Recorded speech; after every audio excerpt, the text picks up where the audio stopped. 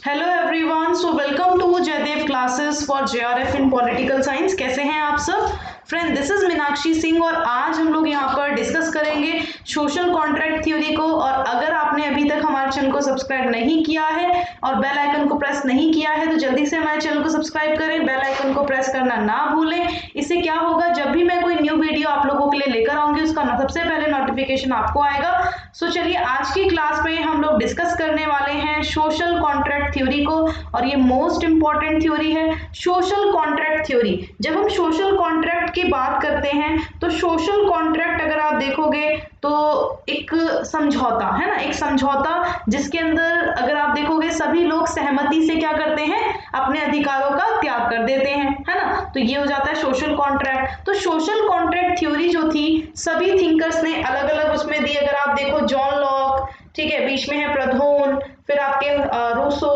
Okay, फिर यहाँ पर साइड में हॉब्स हैं, यहाँ पर आप देखोगे चश्मे वाले जॉन रॉल्स हैं, ठीक है, नीचे में। तो यहाँ पर आप देखते हो जो ये सब थिंकर हैं, इनके अलावा और भी जो लोग हैं वो सोशल कॉन्ट्रैक्ट थ्योरी को बताते हैं। और आज इस क्लास में हम लोग बहुत अच्छे से चीजों को समझेंगे सोशल कॉन्ट्रैक्ट थ्योरी क्या है।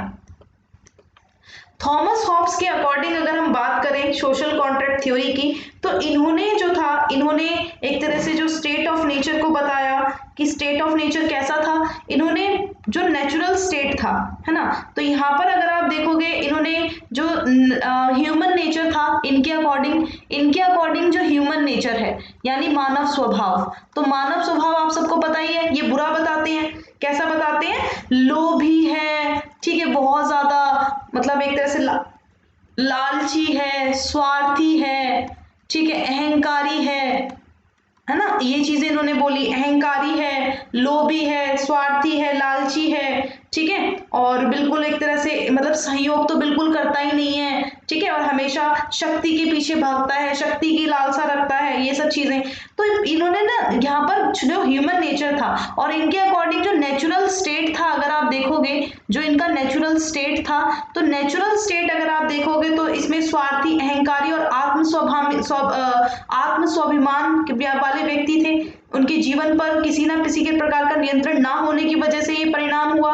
स्वाभाविक रूप से परिणाम क्या हुआ कि मनुष्य जो था ना वो दूसरे मनुष्य को कैसे देखने लगा कि वो मेरा एनिमी है, वो मेरा शत्रु है। यानी कि अगर आप देखोगे मनुष्य कैसा था, स्वार्थी था, लोभी था, अहंकारी था। तो ऐसे में क्या हुआ, हर व्यक्ति क्या देखने लगा कि सामने वाला व्यक्ति कैसा है, सामने वाला व्यक्ति जो ये है, जो एक तरह से एक व्यक्ति ये हो गया, ठीक है, और दूसरा व्यक्ति ये हो गया।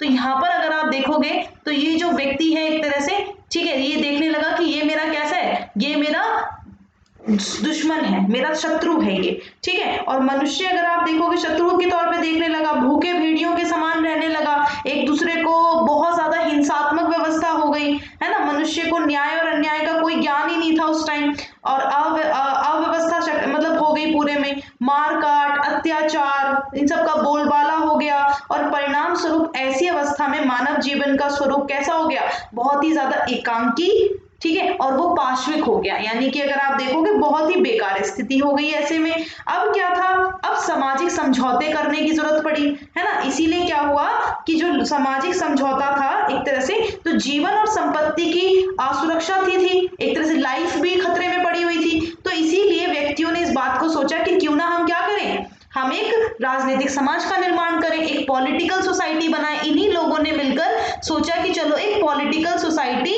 बनाई जाए, ठीक है, क्यों ना हम एक क्या करते हैं, हम एक राजनीतिक समाज का निर्माण करते हैं। तो एक अच्छे समाज का निर्माण करने के लिए सभी व्यक्तियों ने मिलकर क्या किया, सोशल कॉन्ट्रैक्ट किया। वो इसमें लेवियाथन में बताते हैं, ध्यान रखना, सबने किसने बताया, तो यहाँ पर जो ये लोग थे ना, ये सभी लोग, जो ये सब लोग थे, इन लोगों ने सोचा कि क्यों ना हम क्या करें, इन सभी लोगों ने सोचा कि क्यों ना अब हम इन सब चीजों से बचने के लिए क्या करें, एक पॉलिटिकल सोसाइटी को ही बनाएं, एक अच्छी सोसाइटी को बनाएं, एक न्यू सोसाइटी बनाएं। अब यहाँ पर न्यू सोसाइटी को बनाने के लिए इन सब ने क्या किया, प्रत्येक व्यक्ति ने दूसरे व्यक्ति से कहा कि मैं अपने जितनी भी मेरी शक्तियां हैं, जितने भी मेरे अधिकार हैं, इन अधिकारों और शक्तियों का, अधिकारों और शक्तियों का यानी कि पावर्स और राइट्स का क्या करता हूं, आत्मसमर्पण करता हूं। क्या करता हूं, आत्मसमर्पण करता हूं, इनको मैं त्यागता हूं। तो इन्होंने सबने इन अपने अधिकारों को क्या किया, त्याग दिया। जब इन्होंने अपने अधिकारों को त्याग दिया इस तरह से, तो व्यक्तियों ने एक व्यक्ति सभी के प्रति अधिकारों का पूर्ण समर्पण कर दिया, यानी शक्ति सत्ता क्षेत्र में सर्वोत्तम सत्ता बनाई। और ये ही राज्य का श्री गणेश था, यानी यही जो एक तरह से ये अपने अधिकारों को त्याग देते हैं, है ना, और सभी व्यक्तियों ने एक व्यक्ति के लिए अधिकारों को पूर्ण समर्पण किया। और इसमें जो ये एक तरह से क्या किया इन लोगों ने जो अपने अधिकारों को त्याग दिया ना, और बोला कि हम क्या करेंगे, हम एक तरह से मैं अपने सभी अधिकारों और शक्तियों का समर्पण करता हूं और जिससे मैं हम पर शासन करें, परंतु इस शर्त की आप अपने अधिकारों और शक्ति का समर्पण इस रूप में करें, इसकी आज्ञाओं को माने, है ना। जो भी तीसरा पक्ष होगा, यानी ये इन लोगों ने सबने मिलकर इस तीसरे पक्ष के लिए क्या किया, अपने अधिकारों इन सबको त्याग दिया और इसकी आज्ञाओं को ये मानेंगे। और वही क्या था, वही लेवियाथन था। ध्यान रखना, ये सोवरन बनाया गया, इसको क्या बनाया गया, सोवरन बनाया गया। और ये लेवियाथन की बात करते हैं तो यहाँ पर एक ऐसा व्यक्ति, सभी व्यक्तियों ने एक व्यक्ति को अपने अधिकारों का पूर्ण समर्पण कर दिया, ठीक है। यही राज्य स्टार्ट हुआ और इस समझौते के अंतर्गत क्या हुआ कि शासक का कोई पक्ष नहीं है। ये सामाजिक समझौता था, राजनीतिक नहीं था। ये कैसा था, सोशल कॉन्ट्रैक्ट था। ये कैसा था, जैसा अगर मैंने यहाँ पर आप लोगों को बताया है ना, जैसे मैं आप लोगों को यहाँ पर बताया कि इस तरह से यहाँ पर अगर आप देखोगे सोशल कॉन्ट्रैक्ट था। इन्होंने एक नया न्यू सोसाइटी बनानी चाहिए थी ना, कि एक न्यू सोसाइटी बनाएंगे, तो इसीलिए अगर आप देखोगे तो यहाँ पर एक नया जो सोसाइटी क्रिएट करने की बात हुई। तो ये कैसा था, सामाजिक समझौता था, ठीक है। राज सत्ता कैसी थी, जो इन्होंने लेवियाथन को बताया तो वो कैसी थी, सोवरन थी, ठीक है। सोवरन थी, टोटलियन, निरंकुश थी, अखंड थी, ठीक है। तो ये ध्यान रखना, बात आई होप आप लोगों के समझ आ गई होगी, तो ये ध्यान रखिएगा, ठीक है। तो यहाँ पर आप देखोगे हॉब्स बोलते हैं जो नेचुरल स्टेट था वो अराजकता से भरा हुआ था, इसीलिए समझौता हुआ, है ना। और व्यक्तियों को व्यक्ति क्या करते हैं, मतलब जो समस्त अधिकार जो थे एक व्यक्ति या व्यक्तियों के समूह को सौंप देते हैं। और इसी को क्या बोला गया, इसी को बोला गया, जिसको सौंप दिए गए वो क्या था, लेवियाथन था, है ना, वो लेवियाथन था। तो ये ध्यान रखना। और हॉब्स के समझौता द्वारा एक ऐसे निरंकुश राजतंत्र राज्य की स्थापना की गई जिसका शासन जो था वो संपूर्ण शक्ति संपन्न था, है ना, वो सोवरन था। तो ध्यान रखना, तो यही चीज आप देखोगे। तो यहाँ पर जो एक तरह से जिसका जो सामाजिक समझौते के उपरांत आया ना, तो वो कैसा था, शासक वो संपूर्ण शक्ति संपन्न था। और ये किसकी बात करते हैं, ये मोनार्की की बात करते हैं, ये भी ध्यान रखना आप लोग, किसकी बात करते हैं, ये मोनार्की की बात करते हैं। आई होप ये क्लियर हो गया होगा।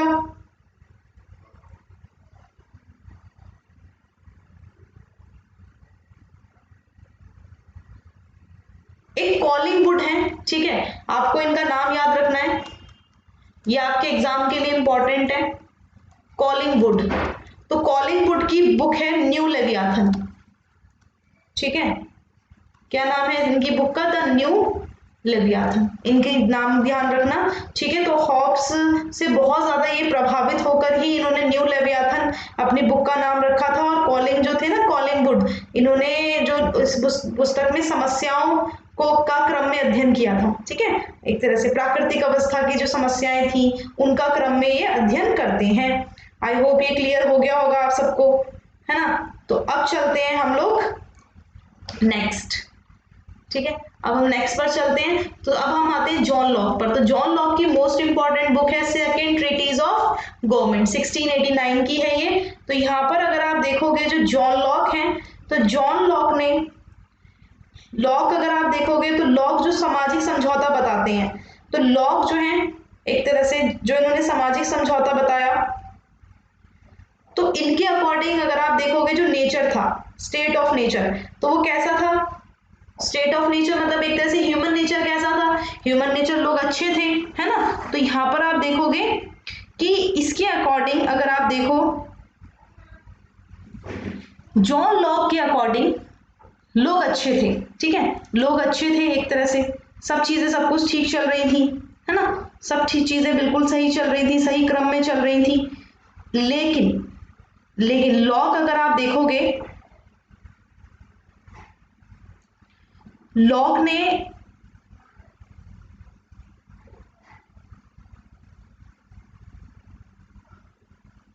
कुछ लोग अच्छे नहीं थे। जॉन लॉक के अकॉर्डिंग अगर आप देखोगे तो कुछ लोग अच्छे नहीं थे, ठीक है, क्योंकि एक तरह से कुछ लोग अच्छे नहीं थे, तो इसीलिए हमें किसकी जरूरत पड़ी, कॉन्ट्रैक्ट की। तो इस समझौते के अनुसार प्राकृतिक व्यवस्था का अंत करके क्या हुआ, मतलब जो स्टेट ऑफ नेचर था, स्टेट ऑफ नेचर का अंत करके किसकी स्थापना की गई, सोसाइटी की, इनके जॉन लॉक के अकॉर्डिंग, ठीक है, सोसाइटी की स्थापना हुई। तो जो इसमें प्रत्येक व्यक्ति दूसरे व्यक्ति से समाज की स्थापना और प्राकृतिक अधिकारों के नियमों के अनुसार मनवाने के लिए समझौता करता है। तो लॉक बोलते हैं कि व्यक्ति का जीवन, संपत्ति और स्वतंत्रता की रक्षा के लिए समाज की स्थापना होती है। यानी इन्होंने बोला कि सोशल कॉन्ट्रैक्ट क्यों हुआ, सोशल कॉन्ट्रैक्ट होने का कारण था कि जो 3 चीजें इन्होंने बताई, लाइफ, लिबर्टी, प्रॉपर्टी, तो ये 3 चीजें जो हैं इसके सेफगार्ड के लिए, ठीक है, इसके प्रोटेक्शन के लिए क्या बना, सोशल कॉन्ट्रैक्ट आया। तो ये ध्यान रखना। तो यहां पर ये क्या बोलते हैं, यहां पर ये बोलते हैं कि जो व्यक्ति का जीवन हो गया, संपत्ति हो गई, स्वतंत्रता के समाज के स्वतंत्रता की रक्षा के लिए समाज की स्थापना हुई। व्यक्ति ने अपने समस्त अधिकार समाज को नहीं दिए, बल्कि जीवन, संपत्ति, स्वतंत्रता की रक्षा का भार समाज को सौंप दिया, है ना। सोसाइटी को क्या कहा गया कि आपको इन तीनों राइट्स को क्या करना है, प्रोटेक्ट करना है, ठीक है। और जो कोई इन अधिकारों का उल्लंघन करेगा समाज उसको दंड देगा। सोसाइटी क्या करेगी, जो भी इनको in life, liberty and property को जो भी नहीं मानेगा तो उनको क्या दिया जाएगा, उनको पनिशमेंट दी जाएगी, है ना, उसको क्या दी जाएगी, पनिशमेंट दी जाएगी सोसाइटी के द्वारा। तो ये ध्यान रखना। परंतु लॉक के सामाजिक समझौते में शासक को अमर्यादित शक्ति प्रदान नहीं की गई। मतलब जो किंग बना, जो शासक बना, तो शासक को अगर आप देखोगे तो क्या लोग शासक के विरुद्ध जा सकते हैं, बिल्कुल जा सकते हैं। शासक को लाया ही क्यों गया था, शासक को लाया गया था लाइफ, लिबर्टी, प्रॉपर्टी। मतलब एक ऐसा समय था अकॉर्डिंग टू जॉन लॉक जब सब कुछ अच्छा चल रहा था, लेकिन धीरे धीरे क्या हुआ, धीरे धीरे कुछ जो लोग थे वो अच्छे नहीं थे, जिसकी वजह से दूसरे लोगों की लाइफ, लिबर्टी, प्रॉपर्टी को नुकसान पहुंचा रहे थे, और उनको दंडित करने के लिए कोई भी नहीं था, उनको पनिशमेंट देने के लिए कोई नहीं था। तो इसीलिए लाइफ, लिबर्टी, प्रॉपर्टी की रक्षा करने के लिए सोसाइटी बनाई गई, एक शासक बनाया गया, ठीक है, जो कि क्या करेगा, जो कि यहाँ पर लोग अपने अधिकारों को या ऐसे कुछ इनको नहीं सौंपते, शासक को नहीं सौंपते। शासक को क्यों लाया गया, लाइफ, लिबर्टी, प्रॉपर्टी की रक्षा करने के लिए लाया गया है। बात समझ आ रही है, लाइफ, लिबर्टी, प्रॉपर्टी की रक्षा कौन करेगा, शासक करेगा। तो लाइफ, लिबर्टी, प्रॉपर्टी की रक्षा करने के लिए शासक को लाया गया है। और यहाँ पर अगर आप देखोगे तो शासक अगर कोई गलती करता है या ऐसा कुछ, ठीक है, तो उसके अगेंस्ट लोग जा सकते हैं। यानी शासक की शक्ति पर यह प्रतिबंध लगा दिया गया है कि कोई भी प्राकृतिक, जो एक तरह से वो प्राकृतिक कानूनों के बिल्कुल, जैसे प्राकृतिक लाइफ, लिबर्टी, प्रॉपर्टी नेचर ने दी है ना, लोगों को किसने दी, नेचर ने दी है। तो ये चीज ध्यान रखना, ठीक है। तो यहाँ पर वो क्या करते हैं, शासक के अगेंस्ट लोगों को जाने का अधिकार देते हैं, ठीक है। तो ये ध्यान रखना। जो लॉक है, जो लॉक समझौता बताते हैं, तो लॉक द्वारा जो ये प्रतिपादित समझौता है, इसके उत्पन्न होने वाला समाज जो है वो हॉब्स के लेवियाथन से काफी ज्यादा एक तरह से अलग है, ठीक है, क्योंकि ये दोहरे नियंत्रण से मुक्त है। एक तो व्यक्ति जीवन, स्वतंत्रता, संपत्ति के को ये क्या करेगा, इनकी रक्षा करना है ना। दूसरा नियंत्रण प्राकृतिक नियम है, यानी स्वयं राज्य से बंधा हुआ है। और लोग स्वयं कहते हैं कि प्राकृतिक नियमों के बंधनों को राजनीतिक समाज में अंत नहीं होता। उन्होंने क्या कहा कि प्राकृतिक नियम के बंधनों का राजनीतिक समाज में अंत नहीं होता। और यहाँ पर अगर आप देखोगे तो जो लॉक का समाज जो है हॉब्स के समाज के समान असीमित, अमर्यादित या अधिकार की सत्ता से संपन्न नहीं है। वहां पर आप देखोगे, इधर अगर आप देखोगे तो थॉमस हॉब्स लेवियाथन को पूर्ण सत्ता दे देते हैं, पूर्ण शक्ति दे देते हैं, लोगों के पास राइट नहीं है कि वो इनके खिलाफ जाए, है ना, लेकिन यहाँ पर जा सकते हैं। तो ये ध्यान रखना, ये एक सर्वसम्मति समझौता है, यानी सब लोगों ने सहमति पर आधारित है। कोई भी बिना सहमति इस नवीन समाज में प्रवेश नहीं कर सकता, क्योंकि लॉक ये कहते हैं कि सहमति ही विश्व में वैध सरकार की स्थापना करती है। अगर सबकी सहमति है तभी एक अच्छी सरकार बन पाएगी, अगर सबकी सहमति नहीं है तो क्या अच्छी सरकार बनेगी, नहीं बने पाएगी, है ना। तो यही चीज उन्होंने बोली, तो ये ध्यान रखना। और लॉक अगर आप देखोगे तो लॉक कहते हैं कि समझौता एक बार हो जाने पर रद्द नहीं हो सकता। ये बोलते हैं कि लॉक कहते हैं कि एक बार अगर समझौता हो गया ना तो ये रद्द नहीं हो सकता, लेकिन उसी तरह से बाद की पीढ़ियों पर लागू नहीं माना जा सकता। जिस तरह ये मतलब जिस तरह ये बना है, बाद की पीढ़ियों की समझौते की जो स्वीकृति होगी वो जानने के लिए लॉक के सुझाव देते हैं कि बाद की पीढ़ियां समझौते के द्वारा स्थापित व्यवस्था को स्वीकार करती हैं और उनको स्वीकृति समझी जानी चाहिए। मतलब कि उनके अकॉर्डिंग होना चाहिए, आगे आने वाली पीढ़ियों के अकॉर्डिंग होना चाहिए। इसलिए बोलते हैं कि लॉक का समझौता एक बार संपन्न होने पर रद्द नहीं हो सकता, लेकिन उसी तरह बाद की पीढ़ियों पर लागू नहीं माना जा सकता, है ना, क्योंकि वो उनके अकॉर्डिंग होगा, क्योंकि सहमति की बात करते हैं। सबसे इंपॉर्टेंट चीज ये है। तो लॉक में अगर आप देखोगे, लॉक जो है ना वो सामाजिक समझौते के लिए कहते हैं कि ऐसा समाज का समर्थन किया जिसमें वास्तविक और अंतिम शक्ति संप्रभुता समष्टि रूप से समाज में निहित है। सरकार का चाहे कोई भी स्वरूप क्यों ना हो, समाज की इच्छा की अभिव्यक्ति का ऐसा साधन मात्र जिसमें समाज जब चाहे बदल सकता है ना। असली पावर वो किसमें देते हैं? लोगों में ही है, लोगों में ही असली पावर है। सोसाइटी को वो जब चाहे बदल सकते हैं, ठीक है, तो ये ध्यान रखना। आई होप ये क्लियर हो गया होगा।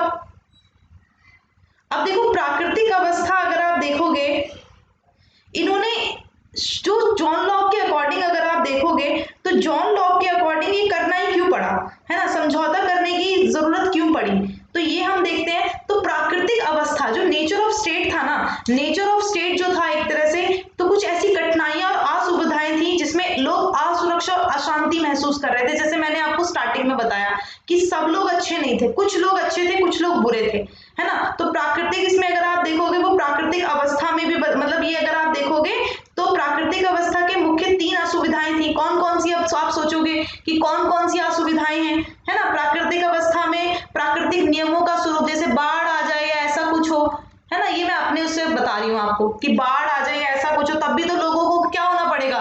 एकजुट होना पड़ेगा। अब जैसे आज अगर आप देखोगे कोरोना वायरस इतना बड़ा पेंडेमिक एक तरह से है ये, ठीक है, इंडिया इतना ज्यादा एक तरह से अफेक्ट हो रहा है और इंडिया फर्स्ट नंबर पे है, ठीक है, यहाँ पे बहुत लोगों की मृत्यु हो रही है। तो यहाँ पर हम लोगों को सब कुछ सहयोग से होगा, ठीक है, सहयोग से। काला बाजारी है, ये सब करने से कभी किसी का भला नहीं होने वाला, हम सबको एक दूसरे का साथ देना पड़ेगा। इसीलिए यहाँ पर वो सोशल कॉन्ट्रैक्ट बताते हैं जॉन लॉक कि जो प्राकृतिक नियम है, अगर मान लो प्राकृतिक नियम यानी कि अगर बाढ़ आ जाए या कोई भी आ जाए तो यहाँ पर लोगों को क्या होना, एकजुट तो होना पड़ेगा, सहयोग करना पड़ेगा, है ना। तो ये चीज है। और फिर उन्होंने बोला पहली असुविधा कैसी है? प्राकृतिक अवस्था में थी, यानी प्राकृतिक नियमों का सबसे बड़ा स्वरूप अस्पष्ट था। मनुष्य की बुद्धि में भेद होने के कारण उसकी व्याख्या और अर्थ भिन्न प्रकार से किया जाता है। और दूसरी असुविधा ये थी कि प्राकृतिक नियम का सही परिभाषा करने वाले और उसके अनुसार निर्णय करने वाला का कोई साधन संस्था उपलब्ध नहीं थी। यानी कि दूसरा क्या मतलब ये है कि प्राकृतिक नियम की सही परिभाषा करने वाला या उनके मतलब जैसे मान लो कोई क्राइम करता है या ऐसा कुछ, कोई किसी की प्रॉपर्टी हड़प लेता है या ऐसा कुछ, तो क्या उसको पनिशमेंट देने वाला कोई होगा? नहीं होगा ना। और तीसरी सबसे बड़ी असुविधा कौन सी थी? तीसरी सबसे बड़ी असुविधा थी प्राकृतिक अवस्था में प्राकृतिक नियमों का, अच्छा हाँ, ये वाला थर्ड वाला ही हो जाएगा। सेकंड वाला मैं आपको दोबारा समझा देती हूँ। थर्ड वाला होगा कि अगर कोई प्राकृतिक नियमों का उल्लंघन करता है तो उसको दंड देने के लिए होना चाहिए, है ना, प्राकृतिक नियमों के उल्लंघन पर दंड, है ना। अगर कोई मतलब अगर मान लो कोई एक तरह से अगर ये कोई भी नियमों का उल्लंघन करता है तो दंड देने वाला होना चाहिए। दूसरा अगर आप देखोगे, दूसरा अगर हम डिस्कस करें बात को, तो दूसरे में वो ये कहते हैं कि जो दूसरी असुविधा है, प्राकृतिक नियम को सही से परिभाषित करने वाला इंस्टीट्यूशन तो होना चाहिए। जैसे हमारे पास कॉन्स्टिट्यूशन है ना, प्राकृतिक नियमों को बताने के लिए, प्राकृतिक नियमों को परिभाषित करने के लिए। जैसे कि यहाँ पर सोसाइटी ने क्या बताया कि आई किस लिए है, शासक किस लिए आया, लाइफ, लिबर्टी, प्रॉपर्टी को सेफगार्ड और प्रोटेक्शन के लिए आया। अब बात समझ आ गई? आई होप ये समझ आ गया होगा आप लोगों को। जॉन लॉक आई होप आप लोगों को क्लियर हो गया होगा, ठीक है। अब हम आते हैं जीन जैक रूसो पर। तो ये है इनका सोशल कॉन्ट्रैक्ट 1762 का है, ठीक है। तो इन्होंने यहाँ पर ये चीजें बताई, ये काफी अच्छा बताते हैं। देखो इसमें क्या था, जो मनुष्य था, ठीक है, इन्होंने जो नेचर ऑफ स्टेट बताया, जो नेचर अभी हम बात करेंगे। सबसे पहले ह्यूमन नेचर की बात करते हैं। किसकी? Human nature. ह्यूमन नेचर कैसा था? ह्यूमन नेचर अगर आप देखोगे रूसो के अनुसार जो मनुष्य था वो कैसा था? अच्छा था, गुड था, है ना। ह्यूमन कैसा था? अच्छा था। सामाजिक बुराइयां ही मानवीय अच्छा में बाधक बनती है। तो रूसो के अनुसार जो प्राकृतिक अवस्था थी, स्टेट ऑफ नेचर जो था, जो स्टेट ऑफ नेचर था वो कैसा था? तो स्टेट ऑफ नेचर की अगर हम बात करें तो मनुष्य स्वाभाविक रूप से अच्छा था, सुखी था, सीधा साधा था, चिंता रहित था, स्वतंत्र था, शांति प्रिय था। मैं सारे वर्ड यहाँ पर लिख देती हूँ, ठीक है। ध्यान रखना, जो ह्यूमन नेचर है वो इसको अच्छा बताते हैं कि अच्छा था, सुखी था, ठीक है, उसको किसी भी तरीके की चिंता नहीं थी, चिंता रहित था वो, उसको किसी भी तरीके की टेंशन नहीं थी, हमेशा हेल्दी रहता था, ठीक है, हमेशा शांति प्रिय रहता था, पीसफुली रहता था वो, ठीक है, इस तरह से। लेकिन स्वार्थ साधना की भावना के अलावा दया की भावना उसमें होती थी। उसमें तेरे मेरे की भावना नहीं थी, है ना, कि तेरा है ये मेरा है, ये मेरा है और ये तेरा है। भविष्य के लिए धन इकट्ठा करने की लालसा एक तरह से नहीं थी उन लोगों में कि भाई भविष्य के लिए सब करना है। लेकिन उनकी आवश्यकताएं असीमित थी। उनकी आवश्यकताएं कैसी थी? असीमित थी। अब ये जो टाइम जो था ना, ये अच्छा जो टाइम था, ये जो स्टेट ऑफ नेचर था, ये जो अच्छा था, तो यहाँ पर अगर आप देखोगे तो नेचुरल स्टेट, अगर जो स्टेट ऑफ नेचर था, जो पहले वाला टाइम था, तो प्राकृतिक अवस्था के व्यक्ति जो थे, रूसो कहते हैं कि वो नोबल सेवेज थे। ये इस वर्ड का यूज करते हैं। वो किस वर्ड का यूज करते हैं? नोबल सेवेज, ठीक है। नोबल सेवेज को मतलब होता है आदर्श बर्बर। कैसे?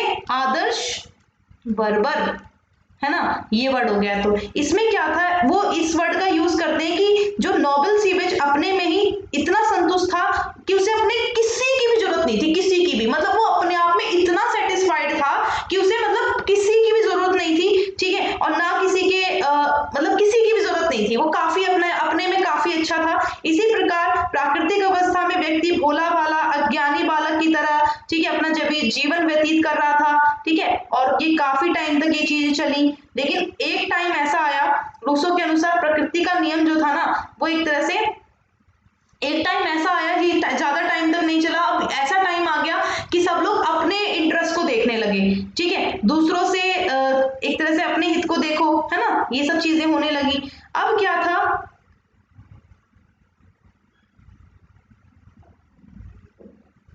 ये चीज ज्यादा दिन तक तो नहीं चली, है ना, तो ये चीज ज्यादा दिन तक नहीं चली। तो यहाँ पर क्या था कि रूसो बोलते हैं स्वाभाविक रूप से वो पशु तुल्य था। रूसो कहते हैं मनुष्य स्वतंत्र पैदा हुआ है, लेकिन प्रत्येक स्थान पर क्या है? बंधनों में जकड़ा हुआ है। तो यहाँ पर जो प्राकृतिक अवस्था थी ना, आदर्श व्यवस्था, वो कुछ समय बाद ऐसे कारण उत्पन्न हो गए कि वो क्या हो गई? बिल्कुल खराब हो गई, एकदम डिस्ट्रॉय हो गई। वहां पर लोग जो थे ना, जैसे कि कृषि का आविष्कार हो गया, भूमि पर स्थायी अधिकार होने लगा, प्रॉपर्टी तेरी मेरी भावना आने लगी कि ये प्रॉपर्टी मेरी है, ये प्रॉपर्टी तेरी है, इस तरह से झगड़े वगड़े होने लगे, ठीक है। शांति में जो जीवन था, जो पीसफुली जीवन जो था ना, वो पूरी तरह से नष्ट हो गया, पूरी तरह से नष्ट हो गया। और समाज लगभग वही दशा हॉब्स की प्राकृतिक दशा में थी। और संपत्ति को समाज की स्थापना को उत्तरदायी ठहराते हुए रूसो ने लिखा, वह पहला व्यक्ति समाज का वास्तविक जन्मदाता है जो एक बड़े भूभाग को घेरकर ये कहता है कि ये मेरी भूमि है। ये किसकी भूमि है? मेरी भूमि। और ये यहाँ पर उन्होंने एक तरह से ये चीज उन्होंने बोली। तो इस तरह से अगर आप देखोगे,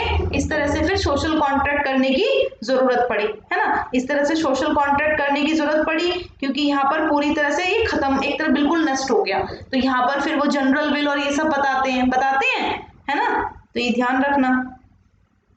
तो इस प्रकार से प्राकृतिक दशा का आदर्श जो था वो नष्ट हो गया और विनाश का वातावरण उपस्थित हो गया। ऐसे में इसको अंत करने के लिए लोगों ने क्या किया? सामाजिक समझौते द्वारा समाज की स्थापना का निश्चय लिया, ठीक है, कि हम क्या करेंगे? सामाजिक समझौता करेंगे, सोशल कॉन्ट्रैक्ट करेंगे, ताकि एक तरह से ये जो इतनी सारी चीजें हैं, जो लोग लड़ रहे हैं, शांति में व्यवस्था खत्म हो गई है, तो इसको खत्म किया जा सके, ठीक है। तो आई होप ये क्लियर हो गया होगा आप सबको, ठीक है।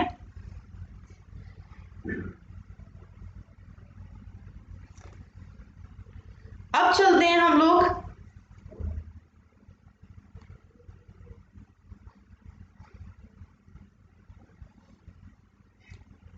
नेक्स्ट पर। अब आते हैं जॉन रॉल्स। आप सबको पता है जॉन रॉल्स भी रहे, है ना, जॉन रॉल्स ने भी एक तरह से बोला है। तो जॉन रॉल्स क्या कहते हैं वो हम लोग डिस्कस करते हैं। तो जॉन रॉल्स का अगर आप देखोगे, इनका है थ्योरी ऑफ जस्टिस।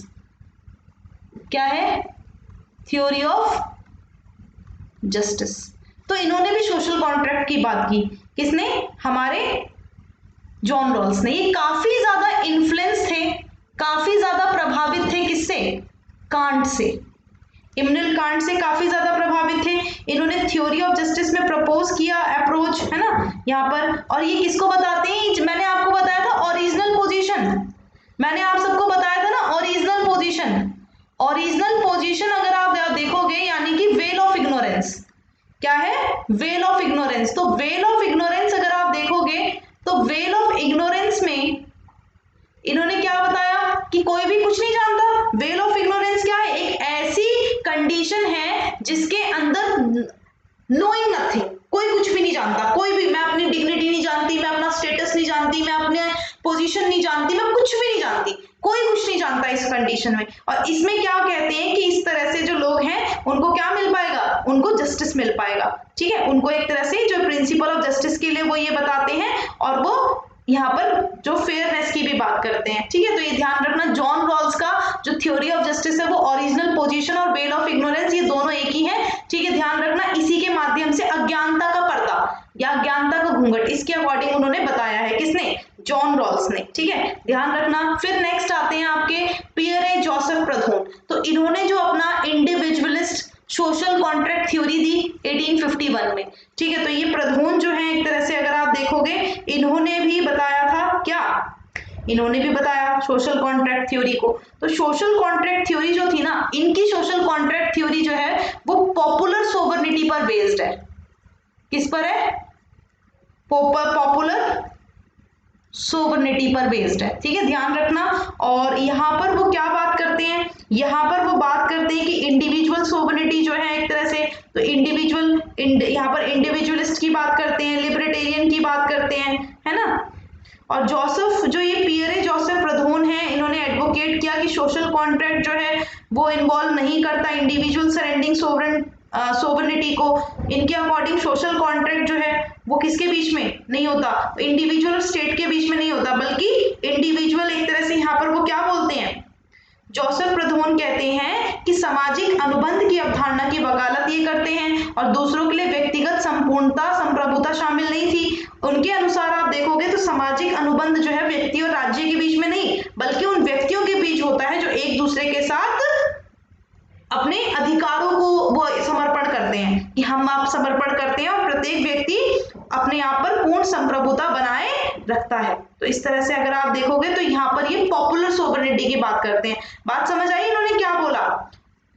ये जो प्रथोन है ना, प्रथोन ने इंडिविजुअलिस्ट सोशल कॉन्ट्रैक्ट थ्योरी दी थी, ये ध्यान रखना, जिसके अंदर इन्होंने, इनकी जो सोशल कॉन्ट्रैक्ट थ्योरी बिल्कुल सेम एज ए रूसो जैसी है, ठीक है। और इन्होंने बोला कि ये सिर्फ ये एक राज्य और व्यक्ति के बीच में नहीं होती, बल्कि व्यक्तियों के बीच में होती है, जिससे कौन क्रिएट होता है, जैसे कि मैं मान लो मैं बोलूं कि ये भी एक इंडिविजुअल और इंडिविजुअल, तो इंडिविजुअल करेंगे आपस में, है ना, लोगों के बीच में होगी, तो इससे क्या बनेगा, इससे स्टेट बनेगा ना, इससे ही तो स्टेट बनेगा। ये इंडिविजुअल स्टेट के बीच में थोड़ी होती है, स्टेट तो कंक्लूजन है, निष्कर्ष है, स्टेट बन रहा है। तो ये पॉपुलर सोवर्निटी की बात करते हैं, कौन, प्रथोन, ठीक है। तो ये भी आप देखना, ये भी आपके कौन है, ये भी सोशल कॉन्ट्रैक्ट थ्योरी को बताते हैं।